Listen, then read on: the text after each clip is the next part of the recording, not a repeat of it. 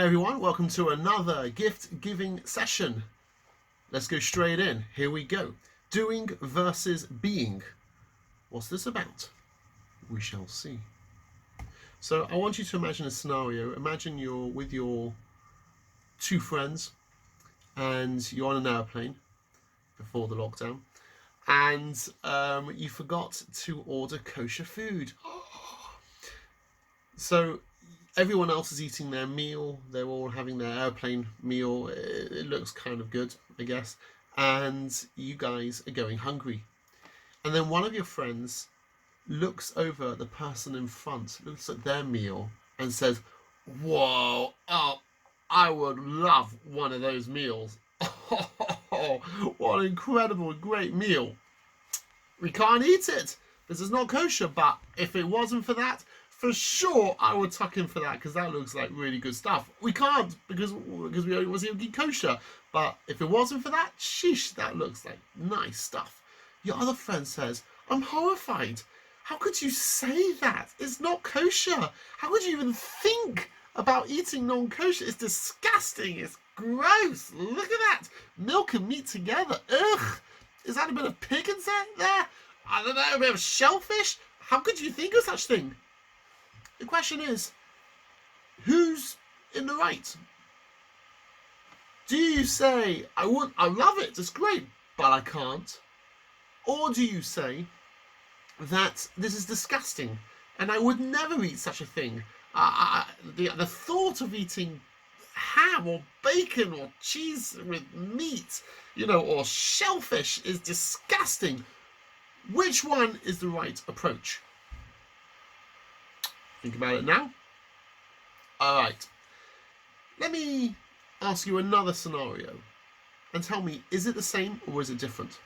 Imagine you're walking down the street with your two friends again and you see this little old lady who's struggling along on the road. One of your friends say, "Hey, it would be so cool if we were to push her down and steal her handbag. Wouldn't that be so cool? Of course, we're not going to do that because you're not allowed to. But that would be such a fun thing to do. That would be so cool, taking a handbag. It's like, I'm not going to do it because you're not allowed to, but that would be so cool." And then the other friend says, "What? I'm horrified. How could you think of such a thing? You take someone's handbag? That's disgusting. That's horrible. How could you do such a thing?" Once again, I got the question, who's in the right? Does it make a difference?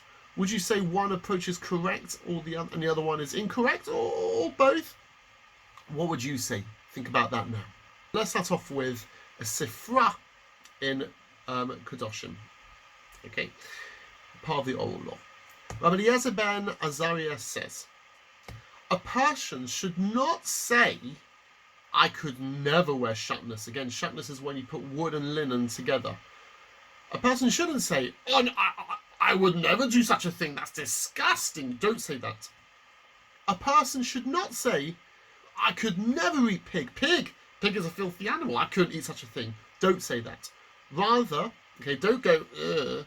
Rather, you should say, I would eat it, but hey, Hashem tells me not to. God tells me I'm not allowed to. Therefore, I'm not going to eat it.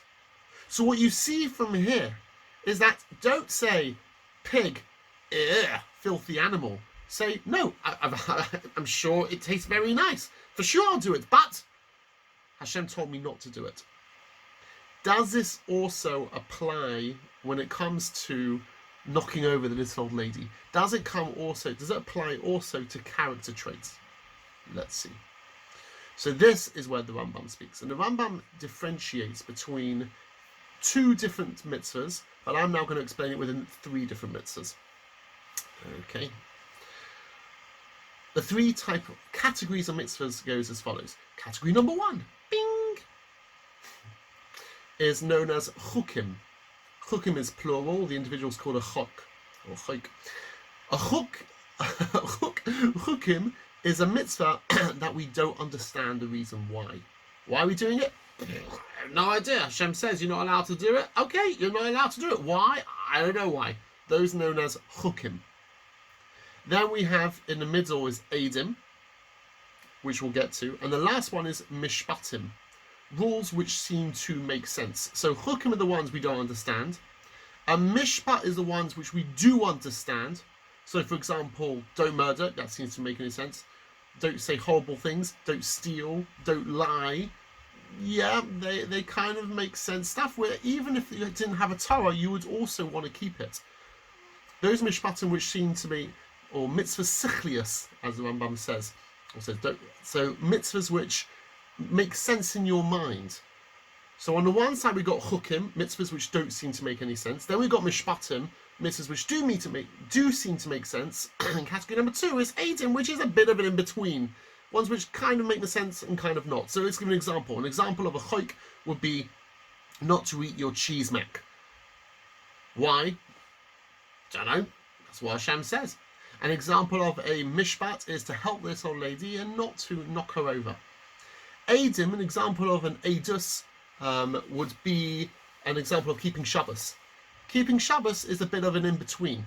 So keeping Shabbos is that what I understand that the reason why we're keeping Shabbos is to recognize that Hashem created the world. Okay, so I understand that. I want to testify that Hashem created the world. That's a mishpat.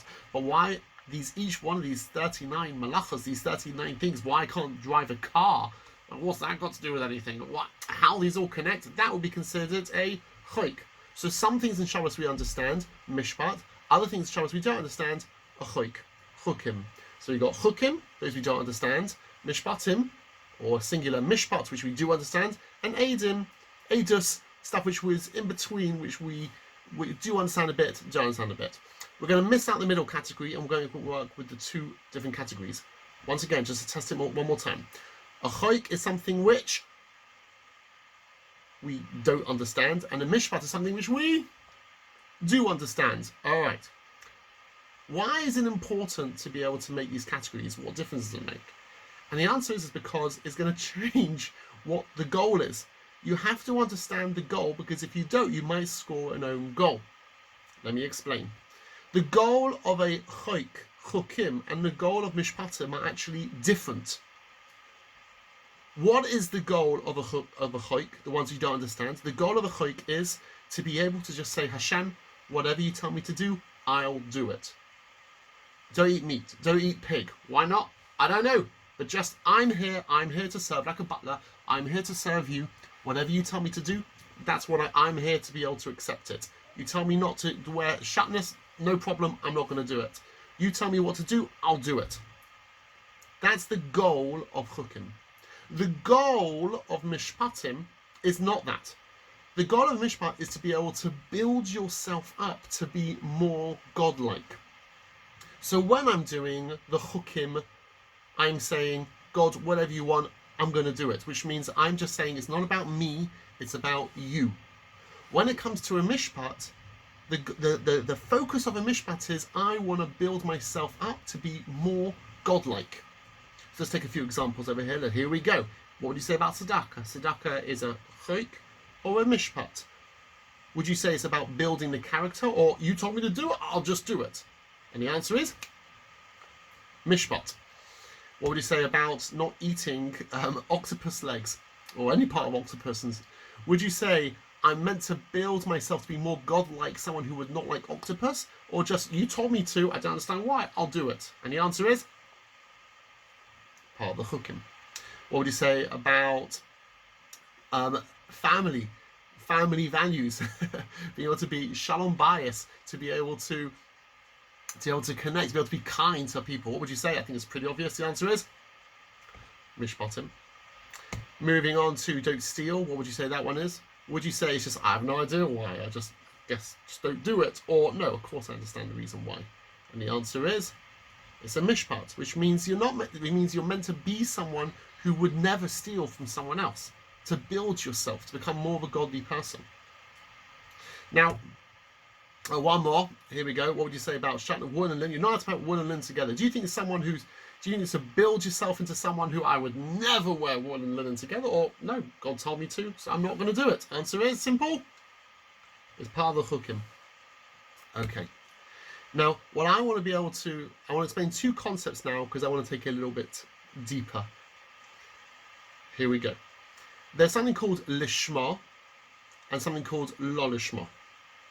Lishma, literally lishma, for his name, and lo lishma is not for his name. The way it's used is lishma means I'm doing a mitzvah for the right reasons. Not for ulterior motives, but I'm doing it for the right reason. That's called lishma. Okay? Lo lishma is where I'm still doing the mitzvah, but I'm not doing it for the correct reasons. I mean, a classic example of lo lishma would be this. Hello? Happy birthday to you. Happy birthday to you. Happy birthday.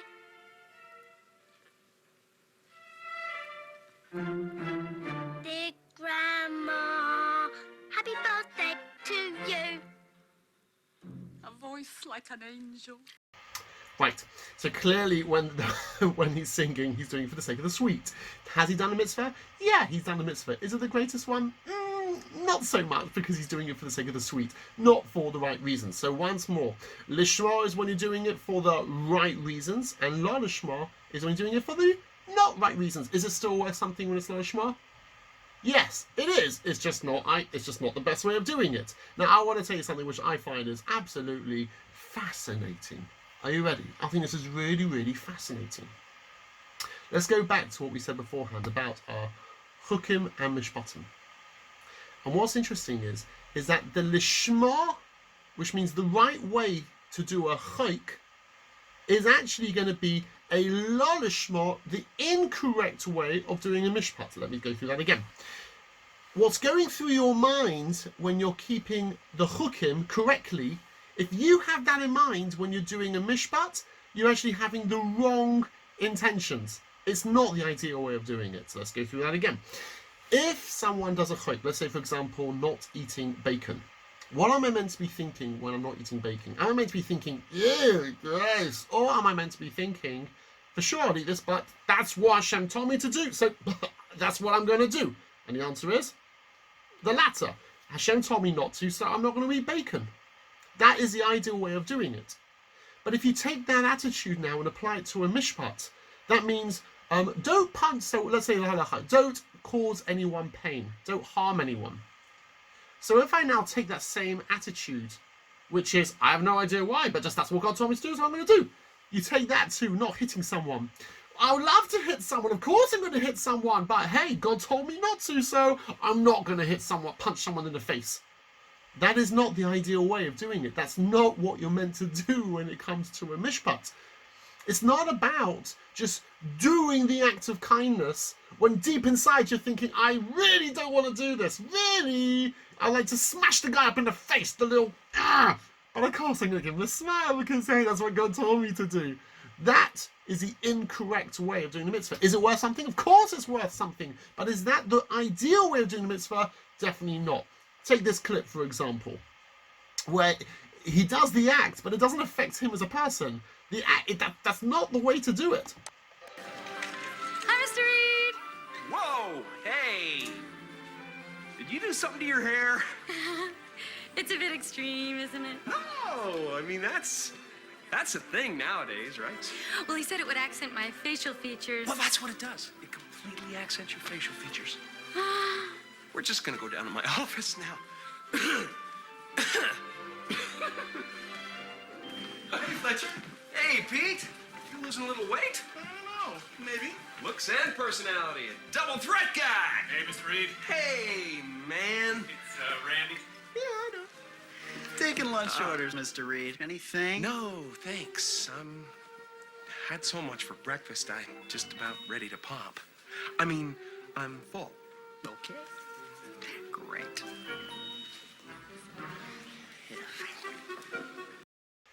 Okay, so what do you say about that clip there?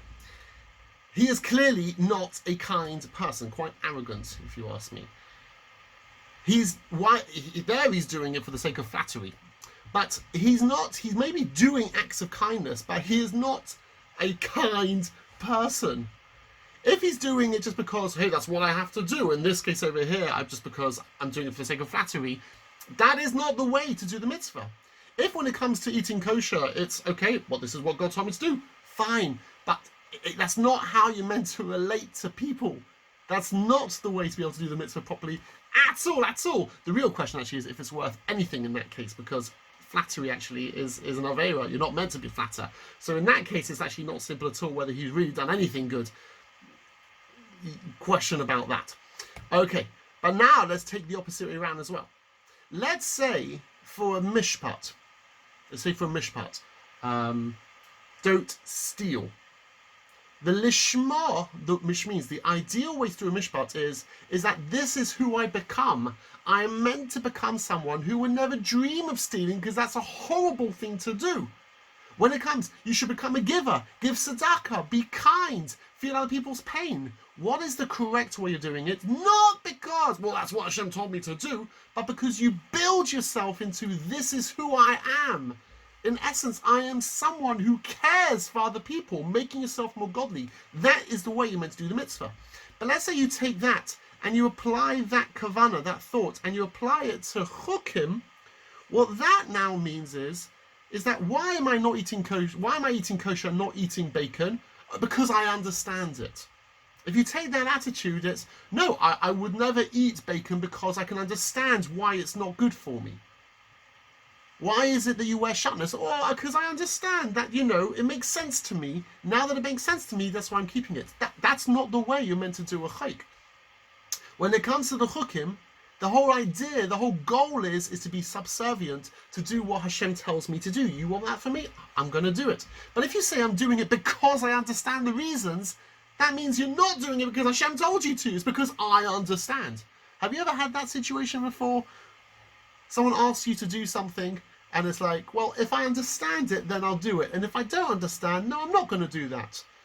When we're younger, you can't eat the sweets. Well, explain it to me. If you explain it to me, fine. And if not, then I'm not going to listen to you. So let's say your parents say, don't eat the 20th sweet. And you now think about saying, I understand that because it's going to give me a stomachache. Okay, I'm listening to you, Mummy and Daddy. I'm not going to eat the last sweet because it's giving me a stomachache. Is that called, listening to your parents, or is it because I understand it? Answer is, it's because I understand it. You're not doing it because your parents told you. You're doing it because that's what I understand myself. And therefore, when it comes to a mishpat, which is, I understand the mitzvah, I'm one with that mitzvah, I don't want to be horrible, I want to become a giver, I want to build myself up. Take that and apply it to non-kosher. Take that to keeping the mitzvahs which don't seem to make any sense. That would be the incorrect way of doing the mitzvah. That is shocking. Wow. And that's why it's so important for us to understand is what is our goal. We don't want to score an own goal. If you're having the thoughts of a mishpat for a chukim, and if you have a thought for the chukim with a mishpatim, then you're scoring the own goal. We have to understand, what am I trying to do here? Is the goal whatever you say, God, that's what I'm going to do, or is the goal when it comes to interpersonal relationships, when it comes to mishpatim, when it comes to building myself up, that I want to build myself up to be better? When it comes to chukim, the goal when it comes to chukim is pretty much like this: the genie of the lamp, whatever you wish, whatever you want, I'm here, master, to be able to tell you to do whatever you ask me. When it comes to a mishpat, the idea is that I'm growing and becoming stronger and stronger and stronger and building myself up to be a more godly person, a kinder, greater giver. There's a story I heard. Now, I don't know how to pronounce the name, though. It's Rabbi Bunin of... I don't know how to pronounce it. Rabbi Bunin. And he went to an inn. There was a poor man that came in.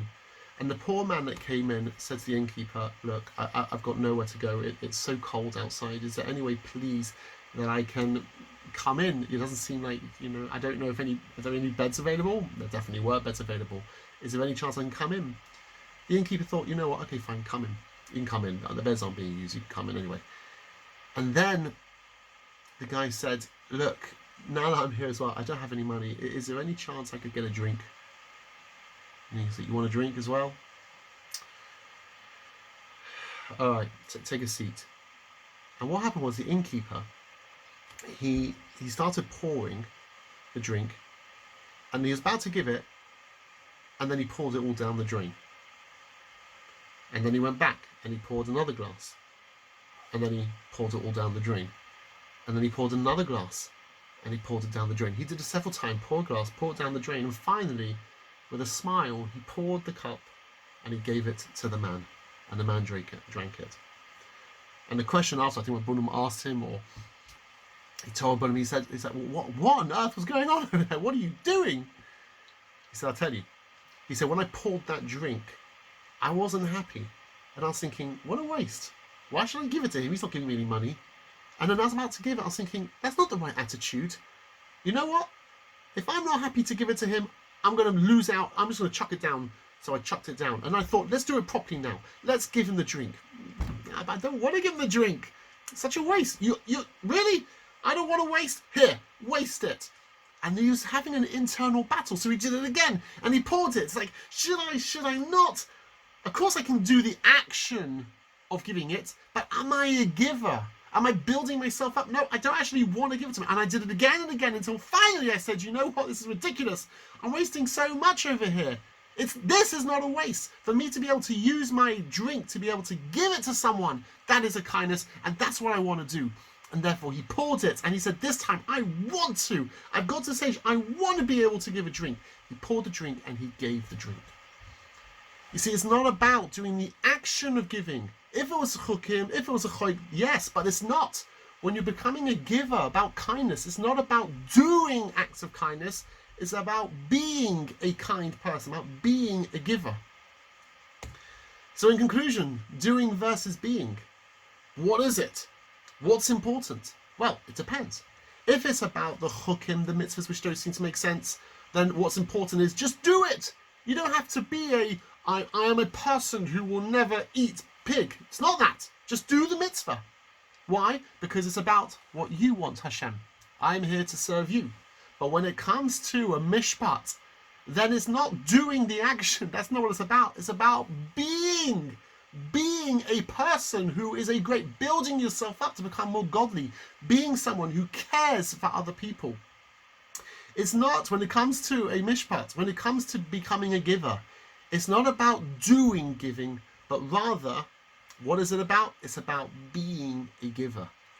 All of us, we should all become givers. We need to be able to develop ourselves, not just do acts of kindness, not even random acts of kindness, but we need to be able to become a giver, not doing actions of giving, but rather internally inside of us to become more godly, to be someone who says, I want to be able to give, I enjoy giving.